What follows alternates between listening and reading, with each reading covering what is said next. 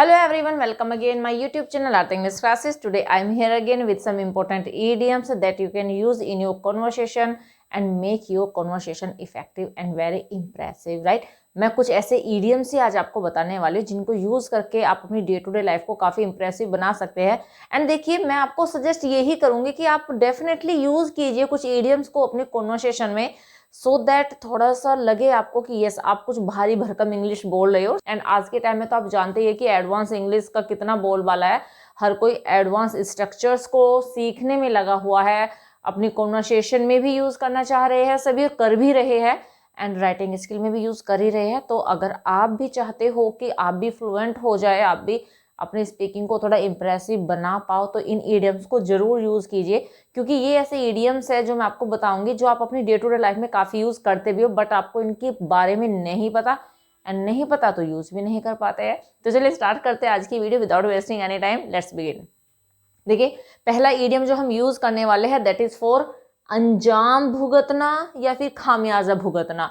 देखिए, दोनों हमें देखने में अलग अलग लग रहे हैं, बट हिंदी में हम दोनों तरीके से बोलते हैं, अंजाम भुगतना या फिर खामियाजा भुगतना। And its meaning in English to endure the worst of a difficult situation. Means कोई ऐसी सिचुएशन है जिसका वर्स्ट फेस आपको देखना पड़ता है, आपको ऐसी कुछ चीजें फेस करनी पड़ती है जो कि अनएक्सपेक्टेड होती है और बहुत अनप्लीजेंट होती है। दैट इज कॉल्ड अंजाम भुगतना या फिर खामियाजा भुगतना। तो देखिए, इसके लिए ईडियम हम यूज करते हैं that is beer the burnt, right? Beer the burnt, right? तो इसके लिए हम ईडियम यूज करने वाले हैं बियर द बर्न्ट। एंड देखिए, इसके बाद हम लगाएंगे ऑफ। मीन्स जिस भी चीज का भुगतान हमें करना पड़ेगा उसे हम ऑफ के बाद यूज करेंगे। ओके, एग्जाम्पल से समझते हैं, अच्छे से क्लियर हो जाएगा। फर्स्ट एग्जाम्पल इज तुम्हें इसका अंजाम भुगतना पड़ेगा। मीन्स कोई काम है, हमने कर दिया एंड सामने वाला कह रहा है कि तुम्हें इसका अंजाम भुगतना पड़ेगा या तुम्हें इसका खामियाजा भुगतना पड़ेगा। ओके, देखिए, मैंने आपको पहले भी बताया था, एक सेपरेट वीडियो भी बनाई है मैंने ऐसे वाले स्ट्रक्चर्स पे, जहां पे देखिए पढ़ेगा तो फ्यूचर की बात हो गई, लेकिन अगर हम पास्ट की बात करें तो पढ़ा हो जाता है, और प्रेजेंट की बात करते हैं तो पढ़ता है। ये सब कुछ मीन्स ऐसा काम जिसको हम नहीं चाहते करना और वो हमें करना पड़ता है, बाउंड है हम उस काम को करने के लिए, तो ऐसी जगह पे हम यूज करते हैं पढ़ता पढ़ती पढ़ते, है ना। जैसे मुझे स्कूल जाना पड़ता है, प्रेजेंट का है, मुझे स्कूल जाना पड़ा, इसका मतलब मैं चाहता नहीं था, मेरी इच्छा बिल्कुल भी नहीं थी, बट क्या करूं, मुझे स्कूल जाना पड़ा। एंड इफ आई से तुम्हें ये काम करना पड़ेगा, अब करना पड़ेगा मीन्स मेरी मर्जी नहीं चलेगी, मैं चाहूं या ना चाहूं मुझे ये काम करना पड़ेगा। मीन्स यहाँ पे बाउंडेशन दिखाई जाती है किसी काम को करने की, और ऐसी जगह पे हम यूज करते हैं प्रेजेंट में has to, have to, past में यूज करते हैं हैड टू, एंड फ्यूचर में हम यूज करते हैं will have to and shall have to. Okay, and देखिए यहाँ पर पड़ेगा की बात हो रही, तो हम यहाँ पे यूज करने वाले विल हैव टू। चलिए बनाते हैं, तुम्हें इसका अंजाम भुगतना पड़ेगा, you will have to bear the burnt of it. बहुत सिंपल सा है, you will have to bear the burnt of it. Right sentence है, you will have to bear the burnt of it. किसका? इसका था, पता नहीं क्या है, लेकिन इसका यूज हुआ तो हमने ऑफ के बाद इट यूज किया है। होप समझ में आ गया होगा। नेक्स्ट एग्जांपल देखिए, मुझे इस लापरवाही का अंजाम भुगतना पड़ा। मीन्स मैंने कोई ऐसी लापरवाही की है जिसका जो रिजल्ट है वो मैं आज तक भुगतना पड़ रहा है, मुझे, मैंने पढ़ा, मुझे भुगतना, राइट? तो मुझे इस लापरवाही का अंजाम भुगतना पड़ा। किसका? लापरवाही का। तो इसे हम ऑफ के बाद यूज करेंगे, मुझे आए। एंड ये पास्ट का है तो हम हैड टू यूज करेंगे, I had to bear the brunt of this carelessness, right? I had to bear the brunt of this carelessness. Right sentence is I had to bear the brunt of this carelessness. मुझे इस लापरवाही का अंजाम भुगतना पड़ा या खामियाजा भुगतना पड़ा। ओके, नेक्स्ट वन इज तुम्हारी गलती का खामियाजा मैं क्यों भुगतूं? भाई, गलती तुमने की है तो उसका खामियाजा मैं क्यों भुगतूं, मैं क्यों फेस करूं डिफिकल्टीज को? तुमने किया है, तुम करो, right?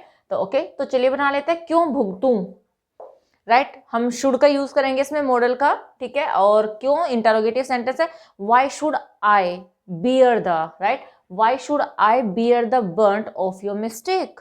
Why should I beer the burnt of your mistake? Right sentence is why should I beer the burnt of your mistake? तो तुम्हारी गलती का खामियाजा मैं क्यों भुगतूं, राइट? होप समझ में आ गया होगा, बहुत ही सिंपल सा है, बस आपको पता होना चाहिए कि इस वाले स्ट्रक्चर के लिए हम इंग्लिश में कौन सा ईडियम यूज करते हैं। तो स्क्रीनशॉट लेना चाहते हो तो ले लीजिए।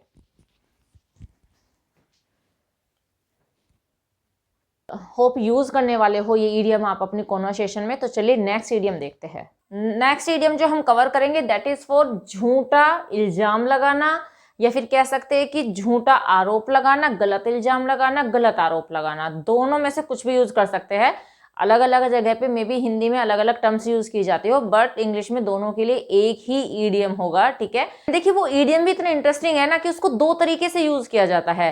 पहले मैं आप लिख देती हूँ यहाँ पे, फिर मैं आपको एक्सप्लेन करती हूँ कि कैसे कौन से सेंटेंस में हम कैसे यूज करेंगे। इसके लिए हम यूज कर सकते हैं मर्सलिंगिंग या फिर स्लिंगिंग मर्ड।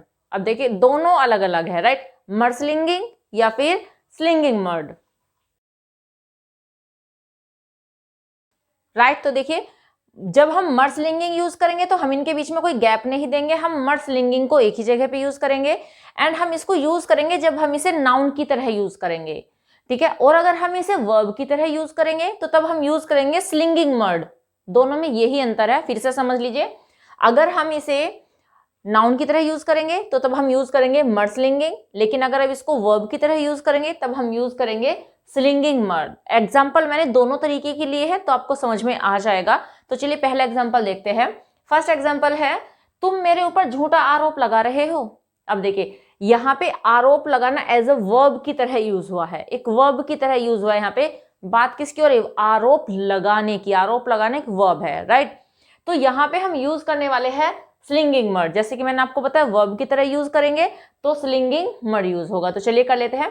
प्रेजेंट कॉन्टिन्यूअस का सेंटेंस ये एज यू नो, एंड इसमें हम लगाएंगे यू के साथ are. You are slinging mud at me, right. किसके ऊपर? मेरे ऊपर झूठा आरोप लगा रहे हो। You are slinging mud at मी,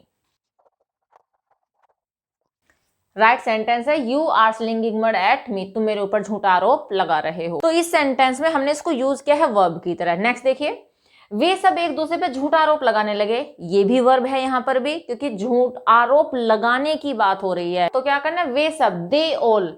अब देखिए लगा लगी लगे, जिन सेंटेंसेस जो सेंटेंसेस लगा लगी लगे पे एंड होते हैं उनमें हम या तो स्टार्टेड टू का यूज करते हैं या फिर हम उसमें यूज करते हैं बिगेन का। They all begin to slinging mud at one another, क्योंकि यहाँ पे बहुत सारे की बात हो रही है, दो की तो नहीं है यहाँ पर, ठीक है। तो इसलिए हम वन अनदर का यूज करेंगे एक दूसरे के लिए, ठीक है। At one another, they begin to slinging mud at one another, right sentences. They begin to slinging mud at one another, तो वे एक दूसरे पर झूठा आरोप लगाने लगे। नेक्स्ट देखिए, नेक्स्ट है दूसरों पर झूठा आरोप लगाना बंद करो। अब देखिए यहाँ पर बंद करने की बात हो रही है, ठीक है। मीन्स हमारे पास में यहाँ पे वर्ब है, जबकि इन वाले सेंटेंसेस में सब में आरोप लगा रहे हो, आरोप लगाने लगे। तो हमारे पास एक ही वर्ब थी जो कि थी झूठा आरोप लगाना, बट यहाँ पे हमारे पास है एक और वर्ब दैट इज बंद करो। तो यहाँ पे जो झूठा आरोप है हम एक जेरेंड की तरह यूज करेंगे, मीन्स नाउन की तरह यूज करेंगे। तो सेंटेंस हो जाएगा स्टॉप, बंद करना, क्योंकि इंपेरेटिव सेंटेंस है तो स्टॉप से यूज करेंगे। स्टॉप मडस्लिंगिंग एट अदर्स, ठीक है। Stop mudslinging at others, right. बहुत ही सिंपल सा सेंटेंस है, स्टॉप मडस्लिंगिंग एट अदर्स। तो देखिए यहाँ पे एक वर्ब हमारे पास ऑलरेडी थी, तो हमने यहाँ पे मडस्लिंगिंग एज अ जेरेंड यूज किया, and you know gerund noun की तरह वर्क करता है, राइट। तो स्टॉप मडस्लिंगिंग एट अदर्स, तो दूसरों पर आरोप लगाना बंद करो। तो बहुत ही सिंपल सा है, बट बहुत ही ज़्यादा यूज होने वाला है अपनी डे टू डे लाइफ में। तो आप भी यूज कीजिए इसको। स्क्रीनशॉट लेना चाहते हो तो ले लीजिए।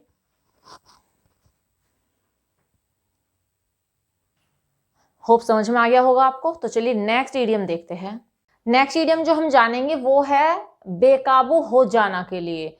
एंड देखिए बेकाबू हो जाना means to behave in very excited और वाइल्ड वे। मीन्स कोई ऐसी सिचुएशन है हमारे सामने जिसको देखकर हम या तो बहुत ज़्यादा गुस्सा आ जाए हम लोगों को, और हम बिल्कुल आउट ऑफ कंट्रोल हो जाए उसे देख के, या फिर बहुत ज़्यादा एक्साइटेड हो जाए और एक्साइटमेंट में हम भूल ही जाए कि हमें क्या करना और क्या नहीं करना है। तो वही कहलाता है बेकाबू हो जाना। तो बेकाबू हम खुशी में भी हो सकते हैं, बेकाबू हम दुख में भी हो सकते हैं, या फिर एक्साइटमेंट में भी हो सकते हैं, एंगर में भी हो सकते हैं, किसी भी चीज में हो सकते हैं। ओके, तो इसके लिए हम एक इडियम यूज करते हैं, that is wig out. Wig out, right, it's wig out. Okay, example से समझते हैं। यह खबर सुनकर जनता बेकाबू हो जाएगी। कोई खबर है जिससे सुनकर लग रहा है कि जनता बेकाबू हो जाएगी, मीन्स निगेटिव इंपैक्ट डालने वाली है वो। एक्साइटमेंट से तो जनता बेकाबू नहीं होती है, गुस्से में ही होती है, जब उनके खिलाफ जब उनको लगे कि हाँ ये गलत है और वो एकदम से गुस्से में आ जाए, राइट, तो बेकाबू हो जाएगी। तो चलिए बनाते हैं इसको, फ्यूचर का है। The audience will wig out by hearing this news. Right sentence is the audience will get wig out by hearing this news. Hope समझ में आ गया होगा आपको। नेक्स्ट देखिए, तुम्हें वहां इस तरह बेकाबू नहीं होना चाहिए था। मीन्स को सिचुएशन ऐसी आ गई कि आप वहां पे आउट ऑफ कंट्रोल हो गए एंड हम आपको सजेशन देते हुए कह रहे हैं कि भाई तुम्हें वहां पर ऐसे बेकाबू नहीं होना चाहिए था। सजेशन है, एंड जब सजेशन दिया जाता है किसी को तो शुड का यूज करते हैं, एंड ये है पास्ट का सेंटेंस, तो शुड हैव का यूज हम करते हैं। नहीं होना चाहिए तो शुड का यूज होता है, नहीं होना चाहिए था तो देन हम यूज करेंगे शुड हैव। ओके, चलिए बनाते हैं। You should not have got wig out there like this. Right sentence is you should not have got wig out there like this. तुम्हें वहां ऐसे बेकाबू नहीं होना चाहिए था। ओके, नेक्स्ट वन इज वह गुस्से से बेकाबू हो गया। इतना गुस्सा आया कि उसको कोई संभाल ही नहीं पाया और वो आउट ऑफ कंट्रोल हो गया। राइट, तो इसके लिए चलिए बना लेते हैं। हो गया, पास्ट का सेंटेंस है। He got wig out with anger. He got wig out with anger.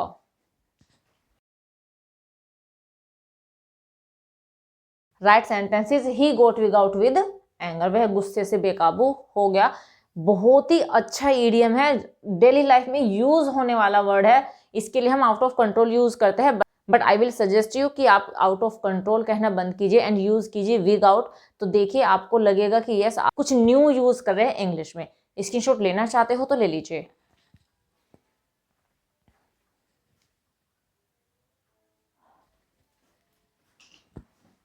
तो इस तरह से हमने 3 इंपॉर्टेंट इडियम्स कवर किए हैं एंड आपको रियलाइज भी हो गया होगा कि हम उनको कितना ज्यादा यूज कर सकते हैं। ये इडियम यूज कीजिए तो आपकी इंग्लिश काफी ही अलग लेवल की हो जाने वाली है।